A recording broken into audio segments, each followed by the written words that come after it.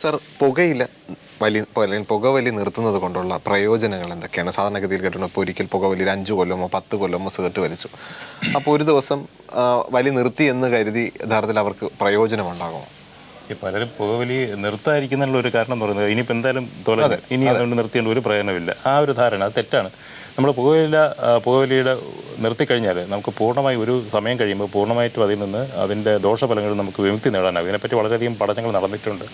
ഇപ്പോൾ പറയുന്നത് ഒരു മാസം നമ്മൾ ഈ പുകവലി നിർത്തി കഴിഞ്ഞാൽ, പുകവലി നിർത്തി ഒരു മാസം കഴിയുമ്പോഴത്തേക്ക് നമ്മുടെ ശ്വാസകോശങ്ങളിൽ അതിലുള്ള ലങ് കപ്പാസിറ്റി വളരെയധികം കൂടുന്നു, ശ്വാസ തടസ്സങ്ങൾ മാറുന്നു. ഒരു വർഷം നിർത്തി കഴിഞ്ഞാൽ, പുകവലി നിർത്തിയതിന് ശേഷം ഒരു വർഷം കഴിയുമ്പോഴത്തേക്ക് നമ്മൾ ഹൃദ്രോഗ സാധ്യത ഏതാണ്ട് പകുതിയോളം കുറയുന്നു എന്നുള്ളതാണ്. അപ്പോൾ ഇങ്ങനെ ഒരു കാലയളവ് കഴിയുന്നതനുസരിച്ച് ഇതിൻ്റെ ദോഷഫലങ്ങളിൽ നിന്ന് പൂർണ്ണമായും നമുക്ക് വിമുക്തി നേടാൻ കഴിയും. അപ്പോൾ അതുകൊണ്ട് തീർച്ചയായിട്ടും ഈ പുകവലി നിർത്തുന്നതുകൊണ്ട് പ്രയോജനമുണ്ട്, അതില്ല എന്നുള്ള ധാരണ തികച്ചും തെറ്റാണ്.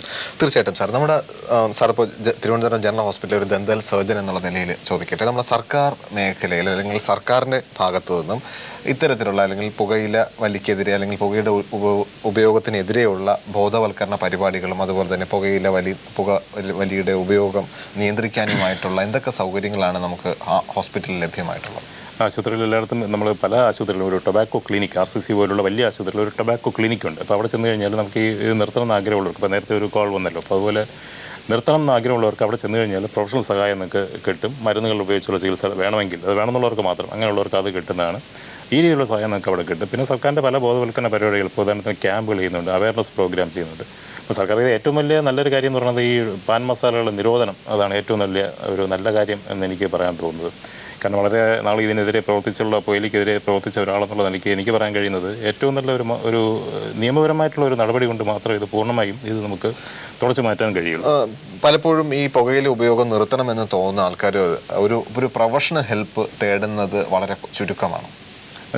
ഞാൻ കണ്ടിട്ടുള്ളതിൽ പിന്നെ അവർക്കൊരു മടിയുണ്ട്. വേണം പലപ്പോഴും ഈ സൈക്യാട്രി വിഭാഗവുമായിട്ട് ബന്ധപ്പെട്ടവരായിരിക്കും ഇതിന് വേണ്ട നിർദ്ദേശങ്ങൾ കൊടുക്കുന്നത്. അപ്പോൾ അവരെ അപ്രോച്ച് ചെയ്യാനുള്ള ഒരു മടി പലർക്കും ഉണ്ട്. പക്ഷേ നമ്മൾ ആദ്യമേ തന്നെ സൈക്യാട്രിസ്റ്റിൻ്റെ അടുത്ത് പോകേണ്ട കാര്യമില്ല. നമ്മൾ സോഷ്യൽ വർക്കറാണ് അല്ലെങ്കിൽ ക്ലിനിക്കൽ സൈക്കോളജിസ്റ്റാണ്. ഇവരെ കണ്ടതിന് ശേഷം മാത്രമേ സൈക്യാട്രിസ്റ്റിൻ്റെ അടുത്ത് പോകേണ്ടതായിട്ട് വരുന്നുള്ളൂ. അപ്പോൾ അങ്ങനെ ഒരു മടിയുടെ ആവശ്യമില്ല.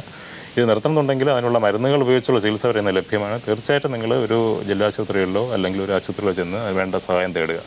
തീർച്ചയായിട്ടും സാർ, ഒരിക്കൽ പുകവലി നിർത്തി കഴിഞ്ഞു കഴിഞ്ഞാൽ അതായത് നിർത്തിയ ആൾ വീണ്ടും പുകവലിക്കാനുള്ള സാധ്യത കൂടുതലാണോ? മറ്റുള്ള ഒരാൾ പുതുതായിട്ട് തുടങ്ങുന്ന ഒരു പുകവലിക്കാരനെ പോലെ തന്നെ വീണ്ടും തുടങ്ങാനുള്ള സാധ്യതയുണ്ടോ? ഏത് നിമിഷവും സാധ്യതയുണ്ട്. കാരണം ഒരിക്കൽ പുകവലി നിർത്തിക്കഴിഞ്ഞാൽ അയാൾ ജീവിതകാലം മുഴുവൻ അയാൾ ഒരു പ്രൊബേഷൻ എന്ന് വേണമെങ്കിൽ പറയാം. കാരണം വീണ്ടും വലിച്ചു കഴിഞ്ഞാൽ വീണ്ടും തലച്ചോറിലുള്ള നിക്കോട്ടിൻ റിസപ്റ്റേഴ്സ് സ്റ്റിമുലേഷൻ വരും. അത് അഡിക്ഷൻ്റെ ഒരു ബേസിക് പ്രിൻസിപ്പിൾ അങ്ങനെയാണ്. വീണ്ടും ഒരു തവണ ഉപയോഗിച്ച് കഴിഞ്ഞാൽ വീണ്ടും നമ്മളത് ഉപയോഗിക്കാനുള്ള സാധ്യതയുണ്ട്. അതുകൊണ്ട് ജീവിതകാലം മുഴുവൻ അയാൾ ഒരു പ്രൊഫഷനിലായിരിക്കും. വളരെ ശ്രദ്ധിച്ച് മാത്രമേ അയാൾക്ക് ഇതിൽ നിന്ന് നീങ്ങിയാൽ മാത്രമേ അയാൾക്ക് ഇതിൽ നിന്ന് പൂർണ്ണമായ ഒരു വിമുക്തി നേടാൻ കഴിയുള്ളൂ. തീർച്ചയായിട്ടും സാറിൻ്റെ തിരക്കേറിയ സമയം കൈരളി പീപ്പിളിനോട് സഹകരിച്ചതിന് വളരെ നന്ദിയുണ്ട്. ഇനി ഒരു അവസരത്തിൽ വീണ്ടും കാണാം.